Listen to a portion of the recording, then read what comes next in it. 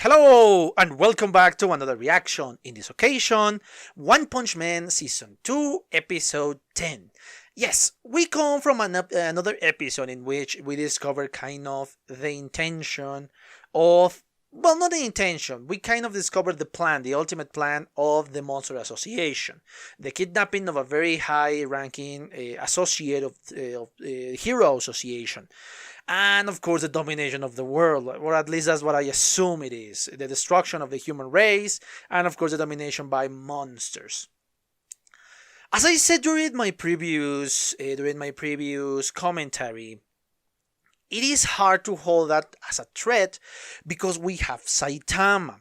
So that's why it didn't have the same impact for me as it would have been in any other anime. Perhaps any other anime I would have believed it. Oh my god, they just defeated a very strong monster, but now there is something even stronger and all that, and it was a very hard battle, etc, etc, etc. But honestly, I don't feel like that because we have Saitama. And with Saitama, we're able to kind of be secure from these monsters. So yeah, it kind of fails to give you that sense of problem, of danger, because again, Saitama exists. The first half of the episode, on the other hand, was pretty good, was handled pretty good. It was, I think, the better half of the episode. It was worth the wait? I don't think so. Because yeah, we have a delay in last week's episode. It was worth the wait? No, I don't think so. But anyway, yeah, I think I'm speaking way too much in this preview. Let's just cut all of these and watch the next episode, shall we?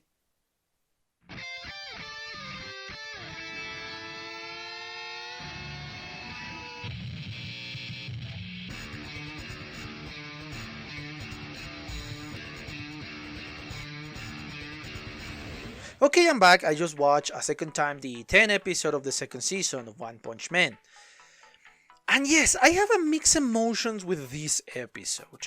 I don't feel as frustrated, as angry. I don't feel angry actually. I don't feel angry with this episode again. And yes, that is a good thing for this series, or at least for the second season.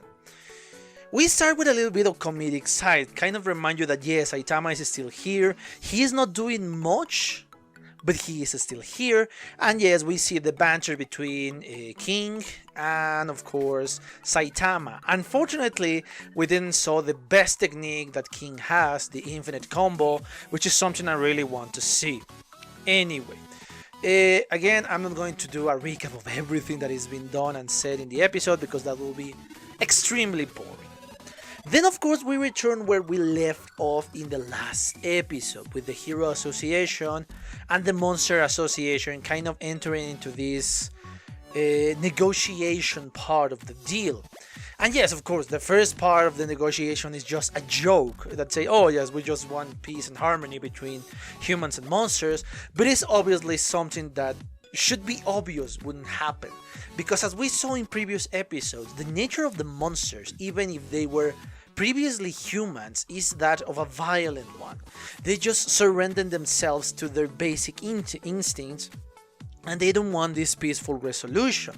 Obviously, they want the strongest heroes to go inside of their hideout, again, as they said later on, because they want to cross the strongest one in a territory in which they have all the control. So yeah, that's why they want them inside of the Monster Association headquarters. We saw that obviously all of the executives were in danger, one of them even died, but of course we reintroduce Black Luster to the scene. This is a hero that I don't remember seeing only from the first season, in the last 3 episodes of the series. That's when we introduced Black Luster.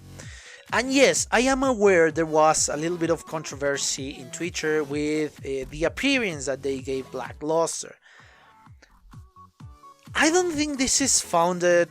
I honestly don't think so. I don't think there is racism in here. I don't think so. I think this is an exaggeration of certain people. Again, the SJWs, they are exaggerating, they are taking out of proportion, and they treating everybody like the devil. This is a character design that has been with us since a long time ago. The manga portrayed this dude like this from a very long time ago. So yeah, I don't see him as a bad stereotype. Perhaps because I am not black. Perhaps. I don't know. Perhaps. I don't want to deal too much into this one because, yeah, it's not worth the time. This is not the point of the anime. This is not the point of the reaction. Anyway, we move forward, and yes, we saw just how powerful, or we start to see just how powerful Black Luster really is. Because yeah, this little dude tried to pierce his skin, but obviously he was just, you're just an insect. And yes, for Black Luster, this little guy was just an insect and deal with him pretty easily. And this is just the beginning. Later on, if we continue in the anime, if we follow the anime later on, we're going to see just how amazingly powerful Black Luster is, just as the rest of the S-class heroes. But anyway, we deal with this threat, and of course, we still don't know what the Hero Association is going to do. It's still uncertain. Everybody is uncertain, but then we return to the Monster Association. This is a more... It's not for serving somebody, in this case Orochi, it's just because they want their own thing. And yes, there are monsters that are very, very powerful, and we saw those monsters there. I am not going to point towards any monster, because yes, that is going to be spoilers, but there are genuinely strong monsters that we can see their silhouettes, and we can see clearly then in the future. But of course, we saw Orochi, how he devoured. And again, this is a proof to see that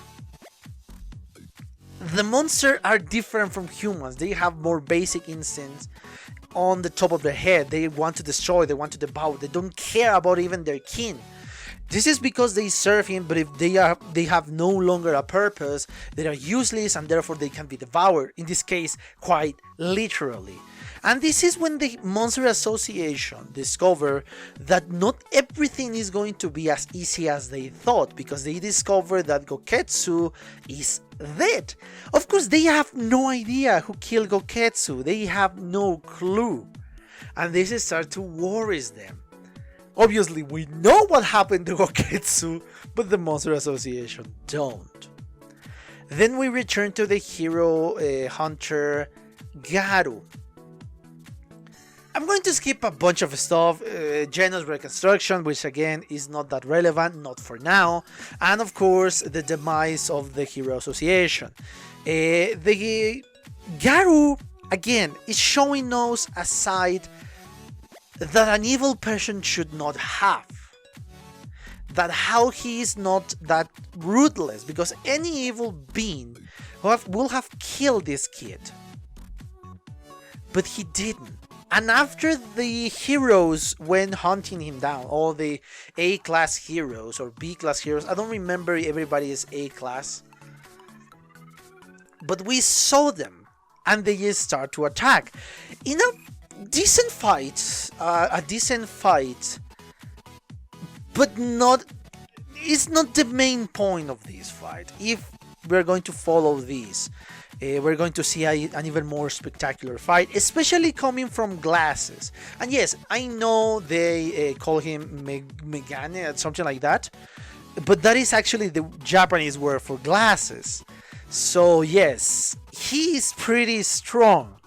He's genuinely strong, and he's very similar to Saitama in certain regards, that he doesn't have a special training, he is not rich, he didn't inherit something, or he wasn't trained with the best trainers. No, he's just a normal dude like Saitama. He hasn't break his limiter, no, but he's really genuinely strong, and there is a pretty neat story behind this guy.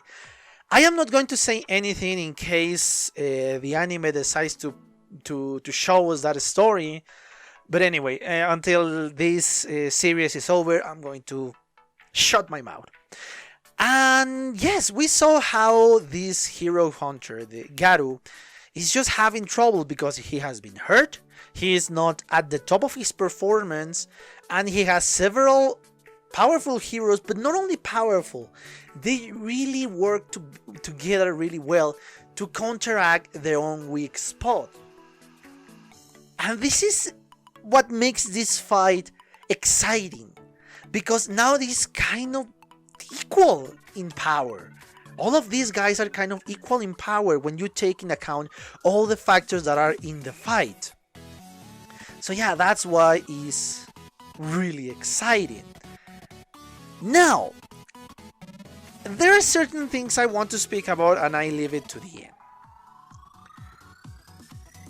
Obviously, we saw a scene of Saitama destroying a bunch of monsters. Well, we saw the aftermath of that.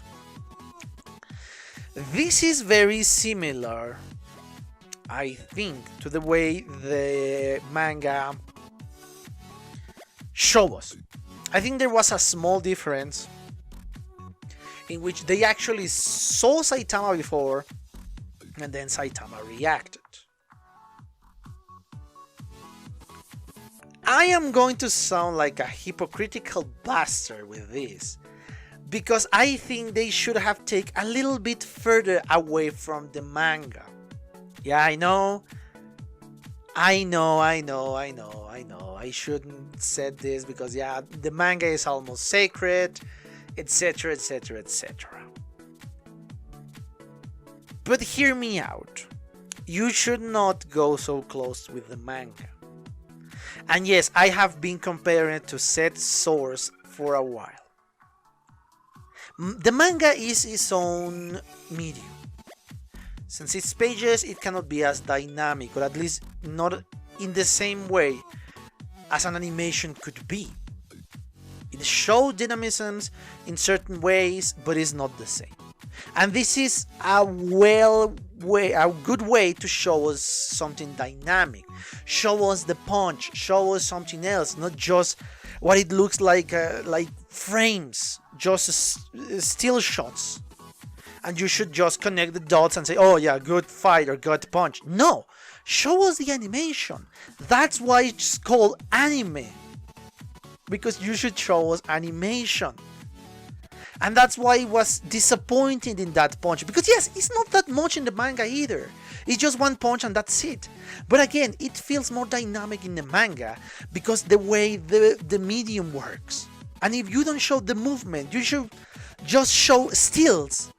It feels that dynamic in the animation. That is a scene that really makes me kind of mad. I don't know if I'm going to put it on the reaction or if I'm going to cut it. I'm going to try to put it because yeah, that is important. At least I think it's important. Now, the other scenes that really caught my attention is how this episode kind of functioned like a bridge to the next one. Because not much happens here. Again, the Monster Association and the Hero Association are against each other, but in the grand scheme of things, it's irrelevant because we have Saitama. In the moment that Saitama gets involved, we know that it's over. We know that. So it doesn't hold the same tension. So the tension doesn't work for that. And yes, we kind of saw how other S-class heroes behave, but we have seen that for a while.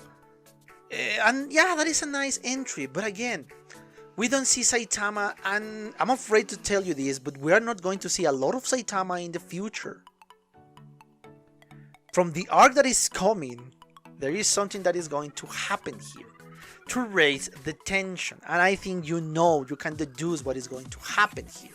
Because there is no other way to raise the tension here, other than Saitama not being present. Because with Saitama, he just, oh yeah, Saitama is going to defeat everybody and you're going to be very calm. But obviously that is not what we want with the animation. So yeah, this kind of function as a bridge. The ending or the last few minutes when Garou was fighting against the other A-class heroes was very exciting. I really like it and I wanted to see the rest of the fight because again, this is a pretty spectacular fight on the manga. I will try to not hide myself again because yeah, the last time I hide myself, even if I wasn't hyping the moment that happened, kind of ruined it for me and ended up being the worst episode that I have seen of the second season. It has improved from that, yes. I don't know if my standards go lower or if genuinely has improved. I am still not sure of that. I will have to watch the entire season to tell you what is going to happen here. But anyway, I think I exhausted the topic of this episode. I think it was a better one. It wasn't bad. It wasn't as spectacular, but it wasn't bad. So yes, I like it. I like it. Anyway, as I said before, I exhausted the topic of this episode. I hope you enjoy it. And yes, see you on the next one. And thank you for your attention. See you on the next one. Bye. Okay guys, I hope you enjoyed that video, and if you did, give it a like, so the algorithm from YouTube will help me out. And check my other videos, share them, and also why not subscribe to my channel and join this community. And as always, I want to thank you for your attention, your likes, and even your dislikes, your comments, which is something I always look forward to read. And yeah, once more, thanks and see you on the next one.